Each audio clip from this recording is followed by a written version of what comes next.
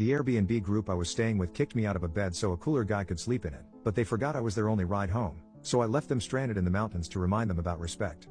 Posted by you/Colton011000. I, 22M, and my friend from college, 27M, were invited on a backpacking trip organized by a friend of his, whom he had met while backpacking in Colorado the year before.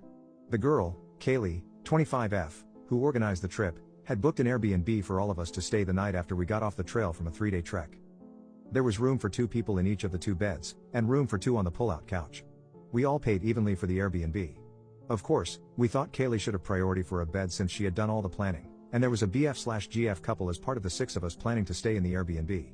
So naturally, my friend and I felt we should take the pull-out couch, and this is how it was settled before we ever started the trip. However, midway through the trek, the couple had to turn around and head home.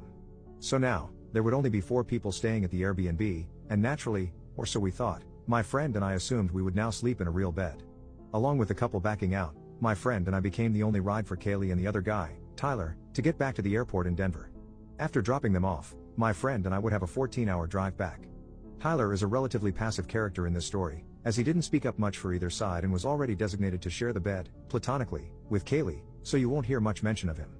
So, when we arrived at the Airbnb, my friend and I set our things next to the real bed that Kaylee hadn't taken and took a cat nap on it. Enter, Chris Fisher. Kaylee had invited her friend Chris Fisher to come hang out for the night. Chris lived in Colorado, only a couple of hours away from where we were, and was apparently a celebrity of sorts in her circle. So, Chris came in, said hi to Kaylee and Tyler, and was briefly introduced to me and my friend, responding with a simple "what's up" to the introduction. Chris then started chatting with Kaylee and Tyler while my friend and I went into the room to organize our luggage. Suddenly, we heard Chris say, "I need a shower," and he walked into the room without a word to us, plopped his stuff at the foot of our bed, rummaged for his toiletries, and hopped in the shower. After Chris got out of the shower, the group started talking about going out for beers that evening. But knowing we had a 14-hour drive ahead of us the next day after dropping Kaylee and Tyler off at the airport, I told them I was going to stay back and get some sleep.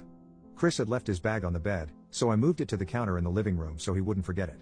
According to my friend, he spent the entire evening in Grand Lake with the biggest douche he had ever encountered. Fisher couldn't stop talking about the obscure world records he had broken or set in the world-renowned sport of ridge running, including his records for the most elevation gain in a day by repeatedly going up and down a particular mountain. Kaylee was apparently eating it up, utterly starstruck. If you've seen the movie The Other Guys and remember how everyone reacted to The Rock and Sam Jackson's characters, that was exactly Kaylee's demeanor, according to my friend.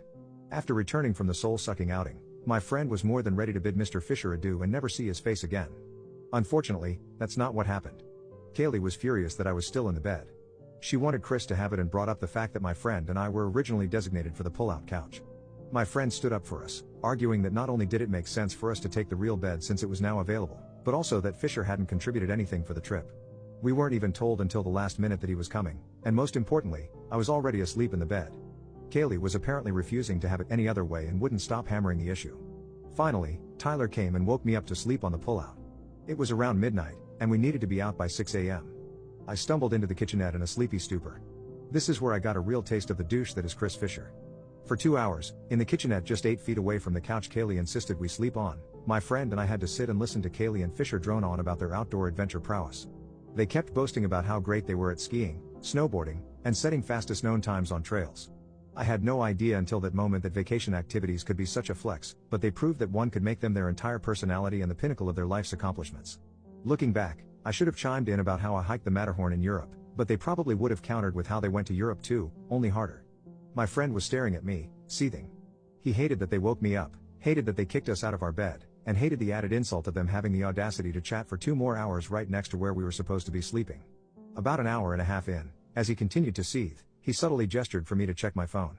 I opened it and read, "Let's ditch these pricks." As soon as they finally headed to bed, we promptly agreed that Chris Fisher, by taking our place in the bed, had unwittingly taken his place as their ride to Denver. We grabbed our packs by the door and set out for Oklahoma at 3 a.m. sharp. Were we the jerks here? Chris finds and shows up in the comments. This is pretty funny, especially the part where you actually still drove them to the airport. You did an excellent job manipulating this story, Tanner. Commenter responds to Chris. Bro, with how much you love yourself, why haven't you put a ring on it? You seem like you could be pretty chill, but damn, you let your personal achievements rule your personality. Do you have other hobbies? I have a close friend who sounds a lot like you. Every day he updates me on his personal best cycling time or distance. It's cool you love what you do, but why do you have a personal website listing all these weird achievements? Are you planning to compete in the Olympics someday? Sorry for the verbal diarrhea, I'm genuinely curious. Chris responds. Since you're curious, I do love myself, just like you should love yourself. But I'm a paid professional mountain athlete, so it's literally my job to post about what I do in the mountains.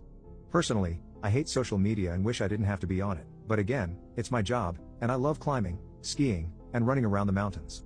So, I'll keep doing my thing. People who actually know me would speak very differently than this op. It's honestly pretty hilarious that he came up with this whole story. Anyway, hope I answered your question. Have a great evening. Update 1 day later. So there was indeed some embellishment. Chris asked for this, so no one blame me for making him and Kaylee look even worse. Everything in this story is true, except for the part about us actually leaving. My friend tried to talk me into it, but I said it was too mean, even in response to what they had done to us. I couldn't bear the thought of leaving someone hours away from where they needed to be, though my friend insisted Fisher would surely be a reliable ride to the airport. In reality, we had told them, when we agreed to be their ride to the airport, that this would require us to leave very early that morning because my friend and I were cutting it close to make it back to Oklahoma in one stretch so he could attend his 6 p.m. Central Time class that evening. So, even after being treated like dirt, even after they slept in and lollygagged all morning, causing us to leave about 2 hours later than we needed to, we still drove an hour out of our way to take Kaylee and Tyler to the airport. As a result, we ended up being too late for his class. We called friends and family all day to pick their brains about whether we would have been wrong, as I maintained, to leave them, or if we should have, as my friend insisted, left Kaylee and Tyler high and dry. We got mixed reviews on that. We had completely forgotten about the whole scenario until today, while driving to another new adventure and reading Am I the Jerk posts, as we love to do on our car rides. That's when we realized this story would be perfect for this forum. Of course, we weren't posting in a forum called Would I Hypothetically Have Been the Jerk If I Had Done the Thing I Thought to Do but was too nice to actually do, so we had to add the alternate ending we've always wondered about. So, sorry for embellishing, Chris, but I'm not sure how the reality paints you in any better light. The truth sets us free, I suppose. Commenter. You're the jerk for not leaving them there and making me read this update, lol.